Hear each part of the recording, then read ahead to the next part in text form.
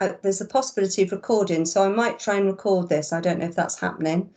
And then you've got your camera off, which you know, and then you've got your mute, which you can turn on and off if you want to say something to me.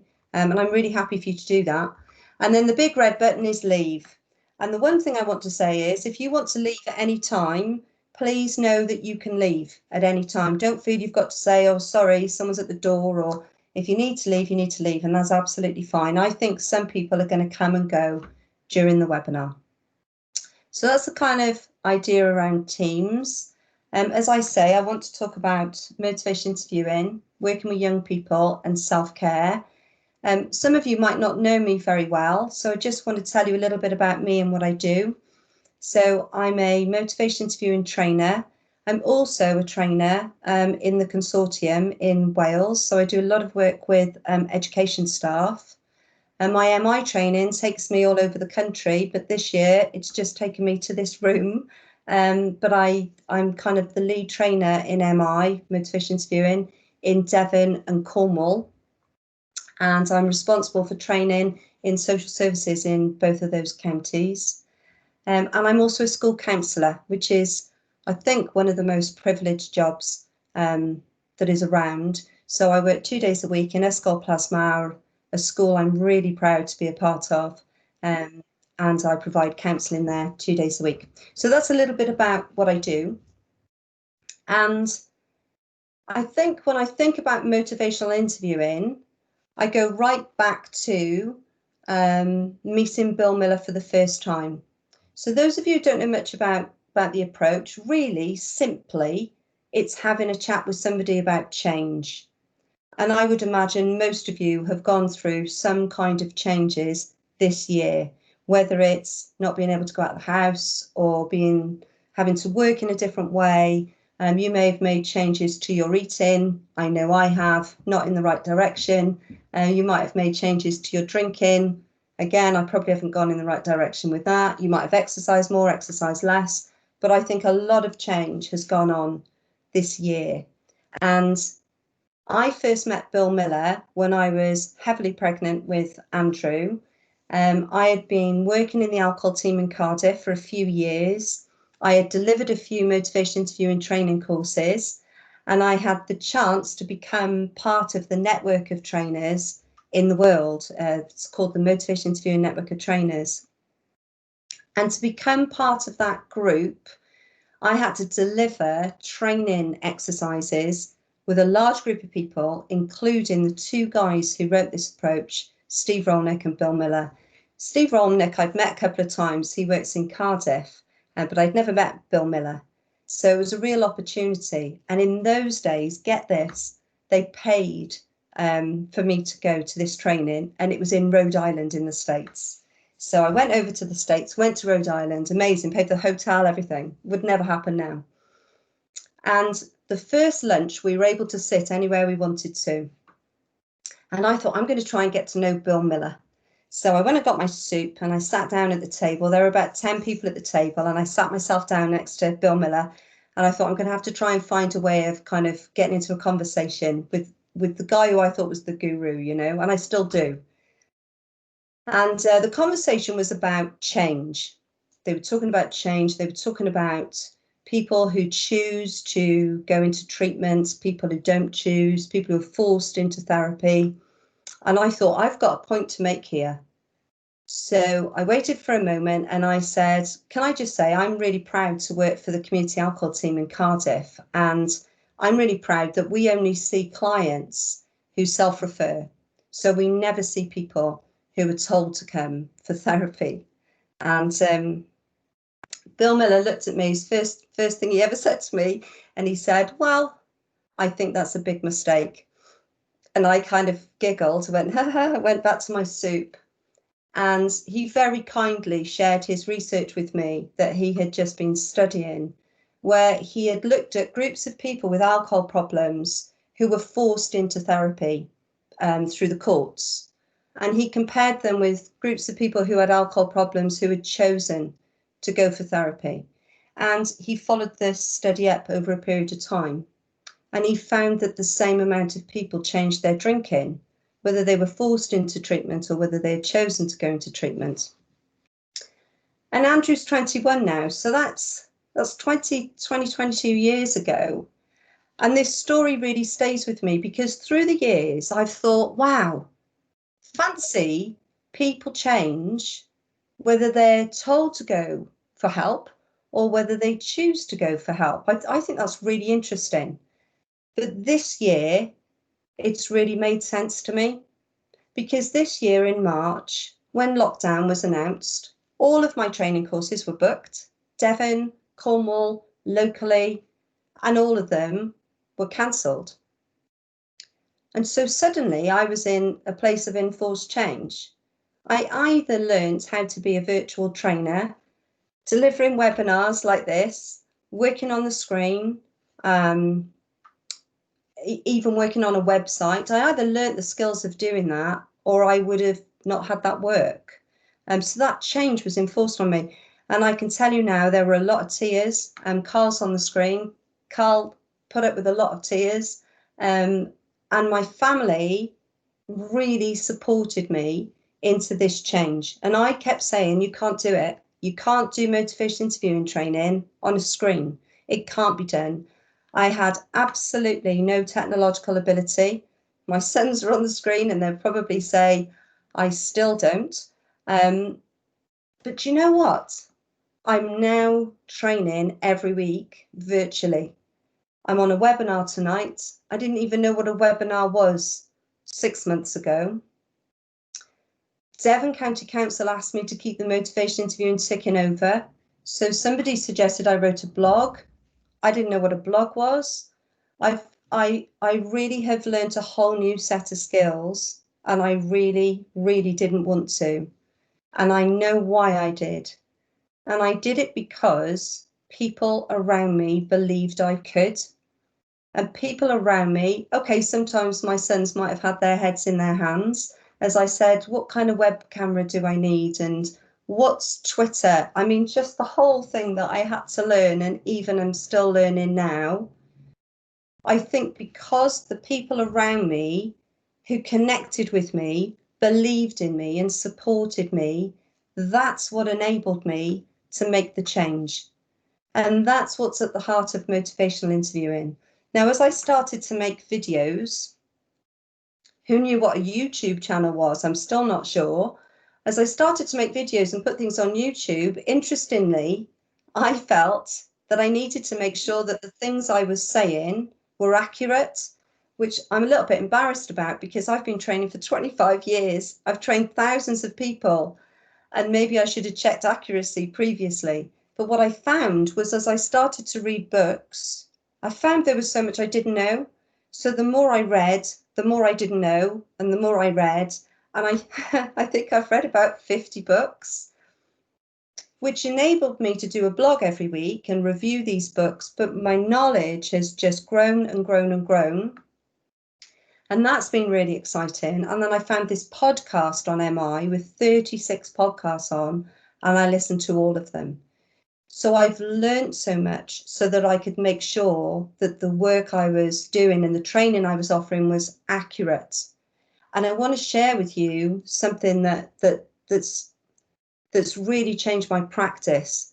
One of the podcasts I listened to was by a guy called Dr. Bill Neato, who's an incredible practitioner. He's in Australia, and he's been in MI right from the start. So it was first published in an article in 84, but the first book was 91.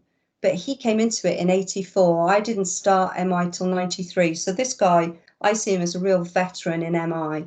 And he's made all of his research focus on evolution and how that links to motivation interviewing. And I heard his podcast and I very bravely asked if I could have a meeting with him on Teams, and I've learnt so much.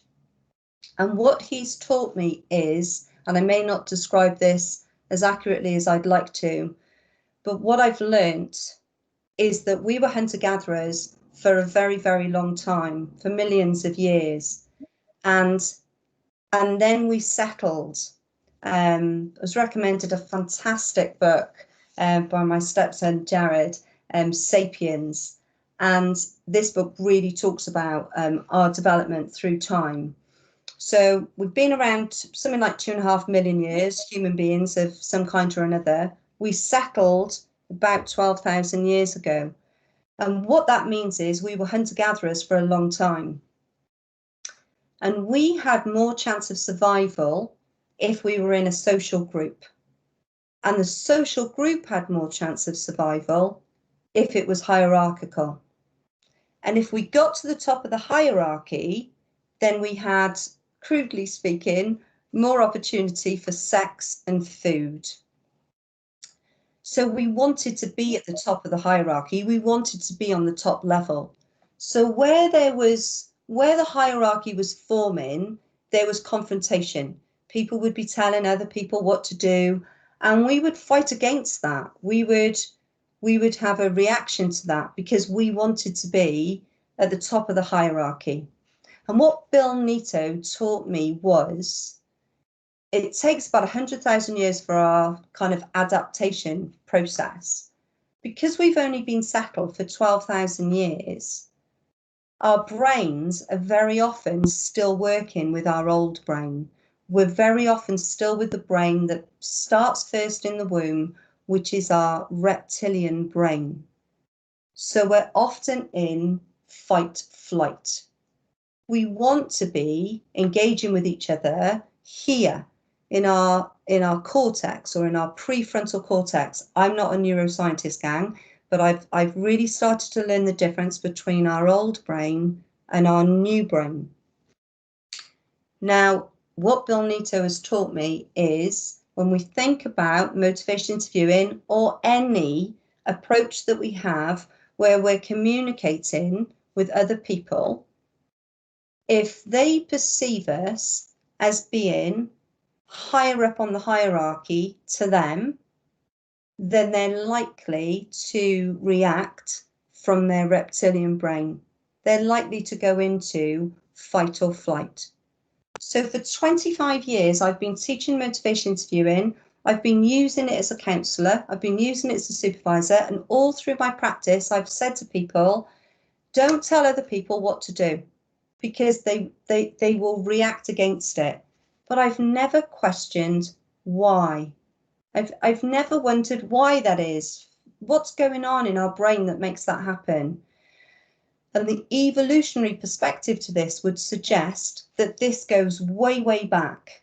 That because the way the social units formed then, because of those hierarchical structures, and because we haven't really adapted to being in 2020, we still will have those responses. We will still have those fight-flight responses. So what I've learned this year is whether we're working in schools, I know lots of you work in schools, whether we're social workers, working with families, older adults, families with problems, whoever your target group is when you're working, if they perceive us as being higher up on the hierarchy to them, and we try and give them advice, then they're likely to either withdraw or argue against us or kind of give us lip service and say, yeah, I'll do that when they've got no intention of doing it. So the kind of core essence of motivational interviewing is when I'm listening to somebody, I believe they're the expert. And what I learned from Dr. Bill Neato is I need to be self-regulated. I need to be measured. I need to be in this part of my brain when I interact with my clients. So when pupils come into the room to talk to me, when young people come in for counselling, I need to be measured, relaxed, and working from my prefrontal cortex, and that will give off the signal to them that they can then quieten their fight-flight response, their reptilian brain, and they can then engage with me from their prefrontal cortex. And for me, this just makes so much sense. And of course, when a young person comes into my counselling room, I am higher up on the hierarchy. I've decided what room they come to. I've decided what time they come to see me. I have control over things. So I need to be really aware, and I need to be measured so that I can counteract that hierarchical position. And I think this is really relevant for loads of you who are working currently with young people or working with families where maybe your role puts you higher up in the hierarchy, even if that's not where you want to be. And I think this is also relevant for everybody who isn't working. If we're going to have conversations with people and chats with people, particularly in this year where things have been really difficult, if we jump into giving advice, then often people can get defensive, they can withdraw, or they can just kind of sweet talk us and say, yeah. So I think it's what I've learned this year is we need to really make sure that we're measured, that we're safe, and we're self-regulated to enter into really helpful conversations with other people. And I mentioned that the first part of the brain to develop in the womb is the reptilian brain. This is the oldest part of the brain. And obviously I work with young people, and lots of you in this webinar work with young people. And I've learned a lot about working with young people this year. You know, when we went into lockdown in March, I became a telephone counsellor. And I was really sad about that. There were some children that I worked with who were really vulnerable, who didn't then become phone clients for lots of different reasons. And some of those children would have just come into the room and just felt safe. And I wasn't able to provide that safe environment for them. And I was concerned about them. We know that domestic violence has increased. We know that substance misuse issues have increased, mental health issues have increased. I was concerned about the young people that I was unable to speak to on the phone. And at the same time, some of the pupils I was most concerned about on the phone were, well, they were just incredible. They became more creative. They developed incredible strategies to manage lockdown and to kind of self-regulate. I was really struck by that. And I've learned a lot about attachment and a lot about adverse childhood experiences. And those of you who are in this webinar from schools will no doubt have had training on these areas, but I just want to mention them briefly. So when we think about attachment, the first 1,000 days are crucial from conception to, what's that, about age 2.5. And we really hope that all young people have those 1,000 days in a secure attachment, not perfect parenting, but a parent or a carer who's going to meet their needs most of the time. But we know that a lot of the time, those attachments are not so secure. There are a lot of pupils coming into school now who have had insecure attachments, and at worst, they've had chaotic attachments.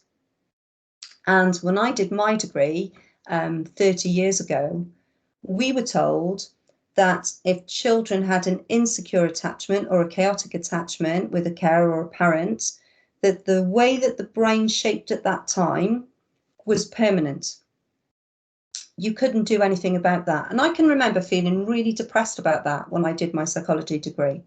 30 years on, neuroscience has looked at the change in shape of the brain, and we now know that that's simply not the case. So whilst we would like all children to have a secure attachment and to not experience too many adverse childhood experiences, we also know now that we can make a difference to that. So the neurons will fire up in the brain in a certain way. Again, I'm not a neuroscientist, but my understanding is the brain will shape in a certain way in those early years, but we have a chance to then reshape the way things are for young people as they're going through primary and secondary school. And actually the brain continues changing. We know now about neuroplasticity and the changing of the brain all of the time. And one of the things that I've learned is polyvagal theory. I've really learned about this year, and I'm going to try and share it with you. And I think it links very much to Dr. Bill Nito's work. So polyvagal theory looks at this nerve called the vagus nerve. And the vagus nerve is the longest nerve in the parasympathetic part of your nervous system. Now, we've got a sympathetic part of our nervous system and we've got a parasympathetic part to our nervous system. Please don't ask me any questions on this because I won't be able to answer them. But my understanding is the sympathetic is the accelerator, it's the fight flight, and the parasympathetic is the brake, it's the slowing down. And we want to slow down so that we can engage with each other. Now, this vagus nerve goes from the brain into nearly all the organs in the body. It's partly responsible for swallowing, it's involved in the digestive system, it's even part of orgasm and going to the toilet. I mean, this nerve is up there with importance. And polyvagal theory says that we need to have good vagal tone in order to be grounded and to engage with each other. Now, what does that mean? Vagal tone. Well, my understanding is good vagal tone comes from somebody noticing how we feel, somebody naming how we feel, and somebody helping us to kind of set boundaries and limits. And I think this, again, has been crucial this year. So when I go back to March with my own upset, people around me noticed how I felt, they named that, and then they helped me to look at how I could do my job with the boundaries that I needed to do my role in. I think this is really relevant for those of you who are working with young people and working with families, because if we look at something like emotion coaching, something that I did an accreditation in this year, this all links with polyvagal theory. Emotion coaching is a style of parenting and caring.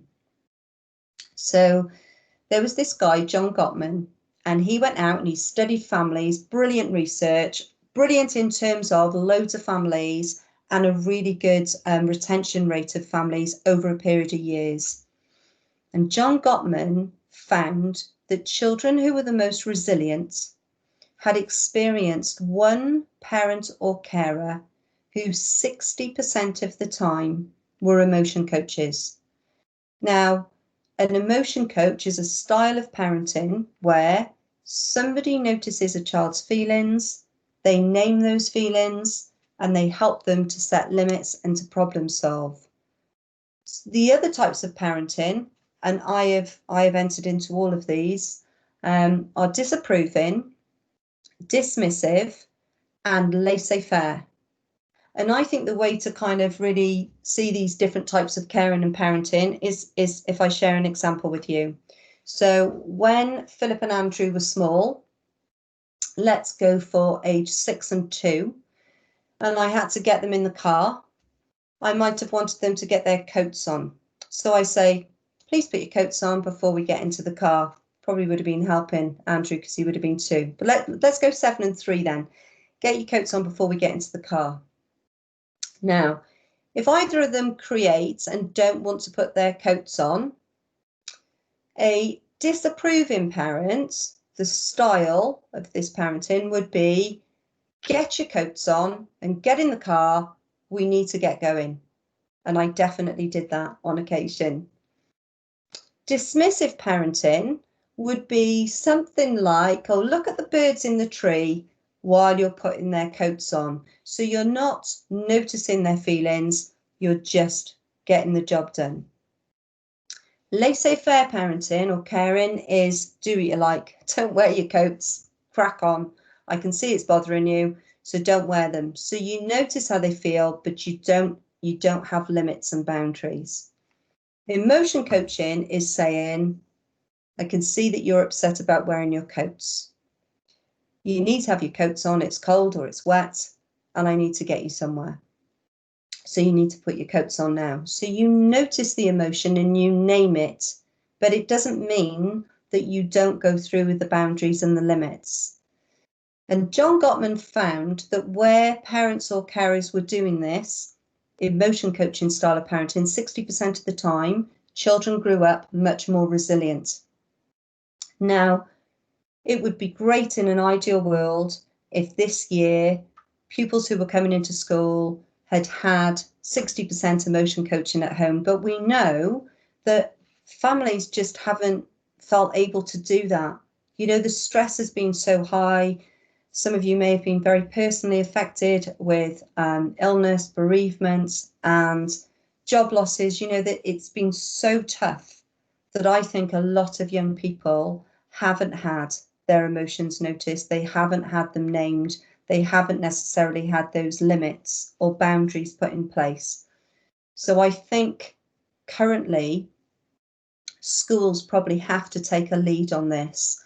And Emotion Coaching UK has been set up to help schools and people working in schools to notice pupils' emotions, name them, and help them set limits and boundaries and problem solve together. And I think that's really tough because from my experience of working in schools, the pressure for schools this year has been immense. Schools are always being described as closing this year, and schools haven't really closed. Schools have become virtual, and the staff I know in schools have been working incredibly hard in a really difficult situation. So to then add on that they need to be doing emotion coaching, I think is a really huge ask. But I think if we want children and young people to attend school, virtual or otherwise, and to apply themselves, to engage and to really kind of gain an education, then I think we're going to have to be bringing this emotion coaching into schools. Again, what we're looking for is creating safety. We're looking for that safety, and we're looking for I'm just looking at the comment coming up. We're looking for safety, we're looking for connection, and there's loads of lead players on this. I'm going to put a couple of slides up at the end that'll show you some further information. Dan Siegel, for example, talks about making children feel seen, safe, soothed and secure. And there's lots of other people with loads of books, and I'll put those up on a slide at the end. But I think the theme for me going through 2020 has been about how can we feel safe given the world doesn't feel safe right now, and how can we create safe spaces for people to engage with us, whether on a personal level or on a professional level. And I'd say that one of the things we need to do is look after ourselves. So I heard somebody say recently, you can't pour from an empty cup. So I think if we're going to support each other, if we're going to support people personally or professionally, there are some really great things we can do around our own self-care. So I'm going to ask you all to do something a bit strange right now, which is optional, but all your cameras are off, so I can't see you, but you might be around many people, so you might not want to do this. But I'm just going to talk through a grounding exercise. So what I'd like you to do, and I'm going to do it too, is I'd like you to have your feet flat on the floor. You might have shoes or socks on, you might be barefoot. I'd like you to put your feet flat on the floor so that you are connecting with the ground or with the floor. And I'd just like you to take a few deep breaths in. So I think one of the most effective ways of doing this is to a count of 5, 2, 8. I spoke to a teacher recently who said that they really liked the breathing exercise that I did, and they had been doing 2, 8, 5, and that's really not the way to do it. It's 5, 2, 8. So 5, 2, 8 is you breathe into a count of 5, you pause for 2, and you breathe out to a count of 8. I think the biology behind it is we really need to release all the air from our lungs before we then take our breath in. So I'm going to count through this. You can join me if you're comfortable to do this. So you're breathing into a count of 5. So 5, you're holding for 2, 1, 2, and you're breathing out 2, 3, 4, 5, 6, 7, 8. Now I'd really like you to just quietly do that a couple of times, sitting in your own space. So breathing into a count of 5, pausing for 2, and breathing out to a count of 8. And I'm just going to go quiet for a minute while you do that.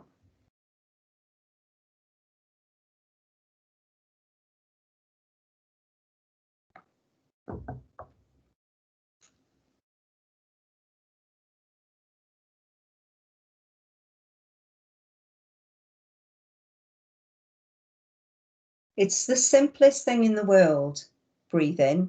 It's so obvious to put breathing exercises into our daily routine, and it's the thing that we don't get around to doing very often.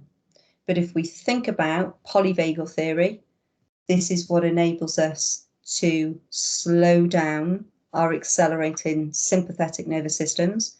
If we think about the evolutionary perspective, taking these deep breaths enables us to go from fight flight to our thinking and our reasoning. So deep breathing can really help us on a physiological level. Now, as you're sitting there, you might notice how you're feeling physically. You might have some aches and pains. You might have some, you might not be feeling very well. You might be tired. You might have had a long week, certainly a long year. And I'd like you to notice how you feel emotionally. You're kind of checking in with yourself. And I'd like you to notice what thoughts are in your mind right now. Our brains have so many thoughts in a day, as you know. So just notice, what are the distractions that are going on for you? You might be at home, you might be at work, very busy lives. There might be children around, food to be cooked, all sorts of things going on, things that you need to remember to do. And I'm not suggesting you change that. Just notice it. Some of you might be really familiar with mindfulness. Mindfulness isn't necessarily about changing those thoughts. It's noticing how you feel, taking some deep breaths, and just developing that awareness of where you're at. Peter Levine has done a lot of work with trauma and with people who have difficult experiences. And this won't be for everybody. Certainly, my boys have laughed at these ideas. But he's come up with some holding exercises. And he suggests that if we've got loads of thoughts going on in our head, that if we see our hands as a container, we can just gently put them either side of our head to just try and boundary our thought processes. He also really believes in self-hugging, and I know loads of people have been doing this during COVID times. So we know what a self-hug is, but it's literally containing your feelings and emotions so you don't feel like they're running away with you. He also talks about a hand here and a hand here, and you just connect your mind and your emotions. This isn't for everyone, but I think holding exercises can be really helpful for our self-care. I'm going to talk through a couple of other self-care ideas. The first one is compassion. So lots of us are compassionate with other people. So compassion is wanting people to be out of pain and wanting people to experience joy. We experience compassion for people. We show compassion to other people. And actually, it's a three-way thing, compassion. It's not just about giving it. So it's also about receiving it. How good are we at receiving compassion from other people, letting other people want us to be free of pain, wanting us to have joy? How good are we at receiving compassion? And then the third part of compassion is being compassionate towards ourselves. How can we speak nicely to ourselves, increase our own joy?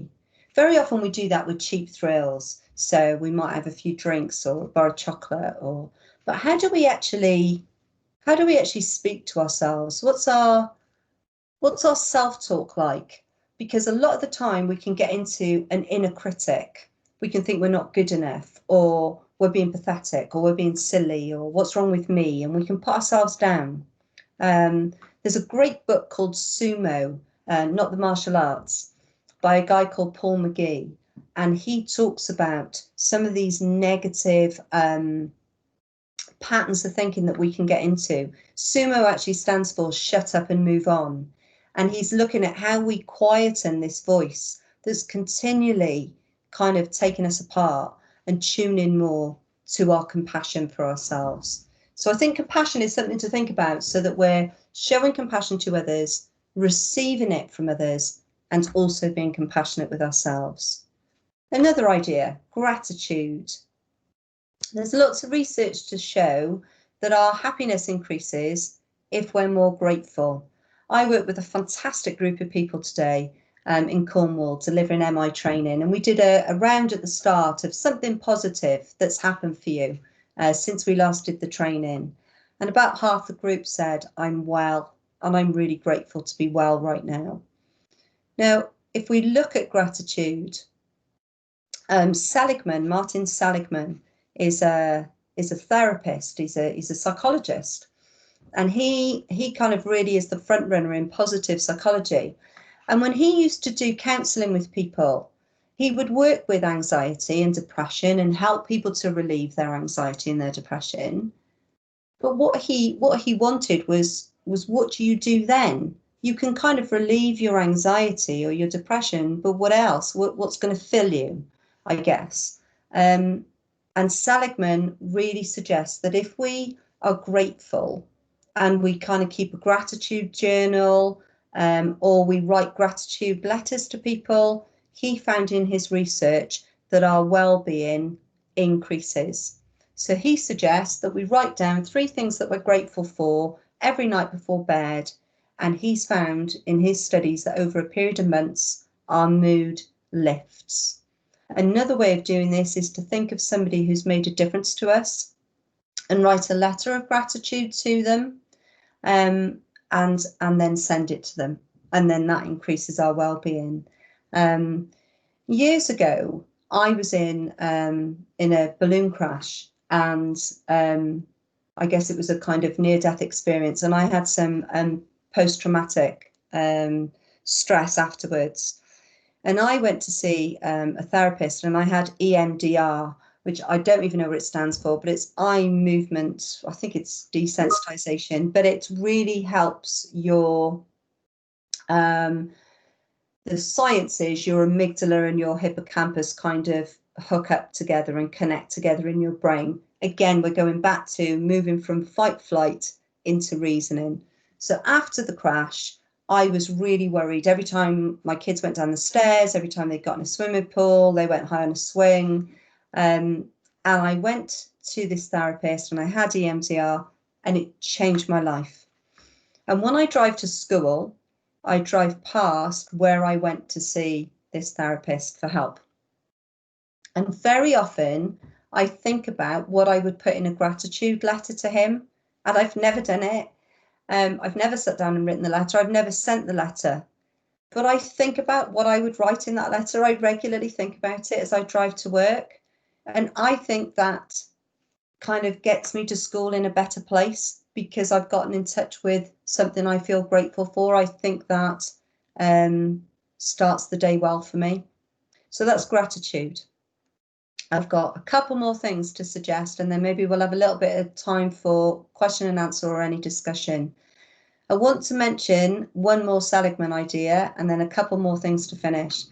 Seligman also talks about the difference between satisficers and maximizers. And I'm really interested in whether you're a satisficer or a maximizer. A satisficer is somebody who looks at the situation that they're in and they make the best of it. A maximizer is somebody who looks at the situation that they're in and wishes it was better. So if a satisficer and a maximizer go out of the house together and it's just starting to kind of drip with rain, light rain, a satisficer might say, I'm glad it's not pouring down with rain. A maximizer would say, it's always raining. I wish the sun would shine. And Seligman says, if we can spend more time being satisficers rather than maximizers, and I know this is really obvious, we're likely to feel happier. It's a real way of caring for ourselves. If we don't wish that things could be different, but we make the best of where we're at, we're likely to have a better day. And I think that's more important right now than I've ever known it to be. So how can we satisfy today rather than spend our time wishing for it to be something different? And that kind of links to another idea by a guy called Andy Cope. Now, Andy Cope did his PhD on happiness. He sent out questionnaires all across the UK, asking people loads of questions, but primarily, how happy are you? 0 to 10. For those of you who are here from Wales, the average score in Wales was 4. I don't know the average scores other places because I saw Andy Cope talk in Wales, so I know the average score in Wales was 4. And he found that people who rated themselves 8 to 10, only 2% of the people that he sent the questionnaires to came back in between 8 and 10. And he called those 2%ers. 2%ers. These were the people who gave themselves the highest score.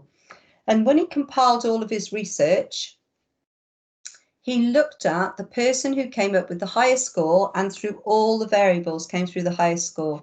And it was a guy who worked in Birmingham. And Andy Cope was very excited to go and meet this guy. He took with him a folder and pen and paper, and he was ready to make copious notes on what made this guy so happy. So he met him. I think he was in building and construction. And he met this guy and he said, so tell me a secret. You know, you've come out as the happiest person in the UK, according to my study. What is it that makes you so happy? And this guy said, well, I don't know, I guess I just kind of chose to be happy. And I just think that really fits with all the other ideas that I'm sharing here. I think there are times where life is too difficult and we need to have what Paul McGee would describe as hippo days, where we feel miserable and we give ourselves time to do that. And then I think there are other times where we can choose to be satisficers and 2%ers. I'm going to share one more thing about Andy Cope. He also found that there was quite a lot of people who put themselves 2 and under, and he called these people mood hoovers. And I saw him talk at a conference for schools, and he said, and this is really controversial, but I'm going to share it with you anyway. He said, when you think about the staff teams you're in, you can probably identify who the mood hoovers are and who kind of saturate and or kind of absorb the energy, take away the positive energy. And I tell you what was funny was Andy Cope said in this conference, you should be able to identify who that is in your staff team. And if you can't, it's probably you. And the reason I found this funny was because people started to shuffle in their chairs. Anyway, I thought it was quite interesting.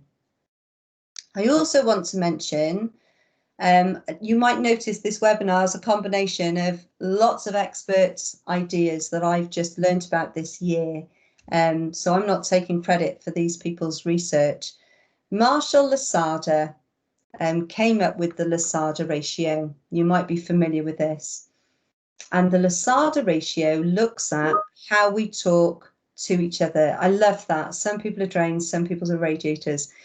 So the Lasada ratio looks at the things we say to each other and whether they're positive or whether they're negative.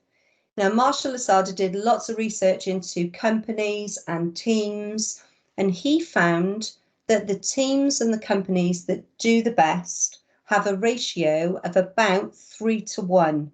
So for every negative comment that's said, 3 positive comments are said. Now, those of you who work in schools, I think this is really interesting for how staff talk to each other, how staff talk to pupils, and how pupils talk to each other.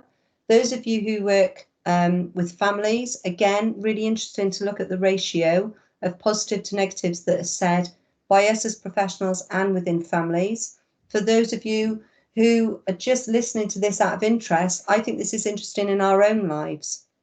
And in fact, John Gottman, who did all this work on emotion coaching, this guy's also famous for being able to work out whether a relationship will last or not by spending, I think it's 10 minutes with a couple. And if you look this guy up on YouTube, it's quite interesting. He studies couples and he looks at the Losada ratio, and he's predicted whether couples will last up to something like 97% accuracy over the last 20 years. Don't quote me on that, but it's really high, and it's based on how many positive things we say to each other compared to how many negative things we say to each other. And when you relate this to self-care, we feel better when we're receiving positives, and we feel better when we're giving positives to each other. So under the heading of self-care, I've mentioned grounding exercises, breathing exercises, holding, compassion 3 ways, gratitude, satisficing, trying to be more of a 2%er than a mood hoover, the Losada ratio, so giving more positives than negatives. And I think it would be really good, as we come towards the end of this webinar, for all of you to think of one thing that I've talked about as we come to the end of this, and as we're coming to the end of this really challenging year. If you think of one thing that you might do now, maybe keep a gratitude journal, maybe do more breathing exercises, maybe the holding, maybe try and be more compassionate towards yourself, maybe to try more satisficing than maximizing. If you choose one of those things, in the book of How to Help Yourself, Compassion book, I'll put a slide up in a second, they suggest that we will put those things in place if we work out exactly what we're going to do and how we're going to do it and when we're going to do it by, and the bit I like the most, what we're going to reward ourselves with. So if you decide you're going to be more grateful, what are you actually going to do? How are you going to do that? When will you do it by? And how will you reward yourself if you do that? And I was just going to finish by putting some slides up with the kind of main points on that I've said today. And while I do this, if anybody's got any questions or any comments that they want to add, then please put those into the chat bar now, or I'm really happy if you want to come out of mute and you can ask anything or share anything that you might like to. But I'm just going to put some kind of recap slides up. And if you want these, if you email me, then I'm really happy to send them. You can also email me for any information. So I've done an MI slide there. I've mentioned people are like potatoes. Those of you who've done my MI training, you know how I like to talk about this. Carl Rogers believed that we all have within us this drive towards our best self. He likened this to some potatoes he found in his cellar. We listen like owls in MI. You'll notice my backdrop with tinsel are owls and mice. We listen to people talking and we really tune into the talk around change. I've put the podcast on here, which I think is a brilliant resource. It's free. 2 MI guys talking to lots of different people about the way motivation interviewing is used. I've mentioned Dr. Thomas Gordon on this slide, which is about the things that get in the way of our listening. When we tune into people, we're really quick to be the expert. We're really quick to give advice, to fix people, to relate what people are saying to ourselves. And Thomas Gordon was the first guy who came up with parenting groups in the 50s. And he said to really watch out for these traps in our communication. I've mentioned Dr. Bill Nito and safety. So just recapping, working with young people, we need to be mindful of attachments that they've had, the adverse childhood experiences they may have gone through, and particularly now this year. It's useful to think about polyvagal theory. So how we can really help the vagus nerve to be toned so that we feel more calm. Emotion coaching, how we notice emotions in others, name them, help people to set limits and problem solve, and how we really need to create safe spaces for people to engage with us. For self-care, I measured grounding, breathing, obviously, but maybe the breathing exercises, compassion, gratitude, satisfy sin, 2%ers, and Lasada. And I just put a last slide together with further information. You can email me, and I mentioned some key players on here that relate to the things that I've talked about today. Thank you all for listening to me for this hour. Has anybody got any questions or any comments that they want to make?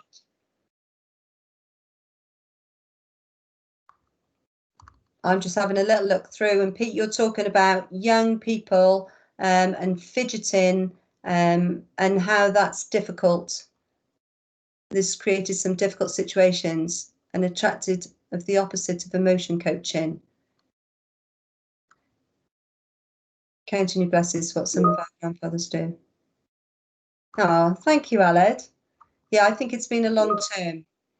Anna, some people are drains and some people are radiators. Superb quote. Jared,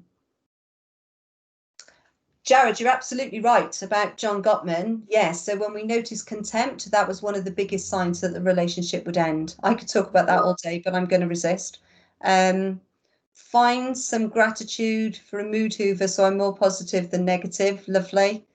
Yeah, thanks, Megan. Thanks for coming on to the webinar. Oh, thank you for saying that my hair looks nice. I had it done today because I was nervous about the webinar. Any questions from anybody to finish? I imagine you're very busy. I'd really like to take this opportunity to hope you have a nice break. If you celebrate Christmas, Merry Christmas. If not, I hope you manage to have some time to yourself, maybe do some of this self-care, and maybe increase your own feeling of measure and safety. I really hope 2021 is kinder, and I hope you can all stay safe and stay well over this difficult time. Thank you all for tuning in.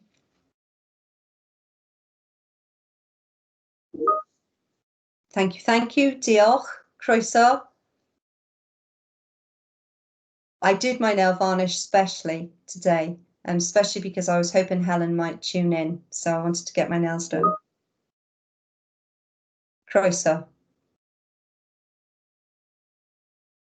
Thank you all very much. Thank you for tuning in, and I hope you have a nice break. And if you want to get in touch in the future, please email me, and you can ask me anything.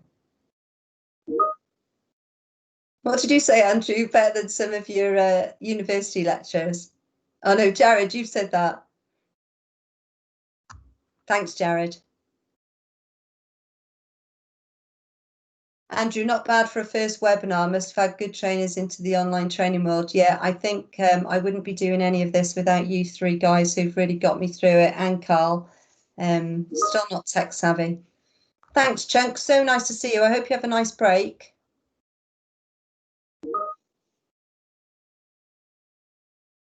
Okay, thank you all very much, and thank you for the comments. And if you want the slides or any information, then drop me a line.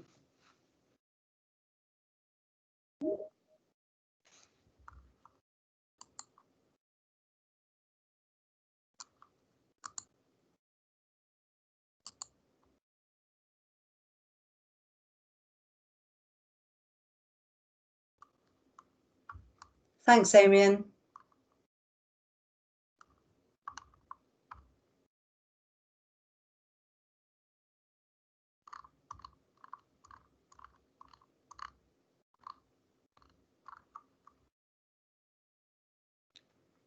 Not So bad, I guess now, if I go into, do I go into more actions to stop recording? Is that what I do? Yeah, I think so. Thank you. Thank you all for joining me. Thanks, Jean. Thanks, Mum. Thanks, Jenny. Thanks, Andrew. Thanks, Jared. I'm going to press stop recording. Yeah, 3 dots and then click stop recording. There you are.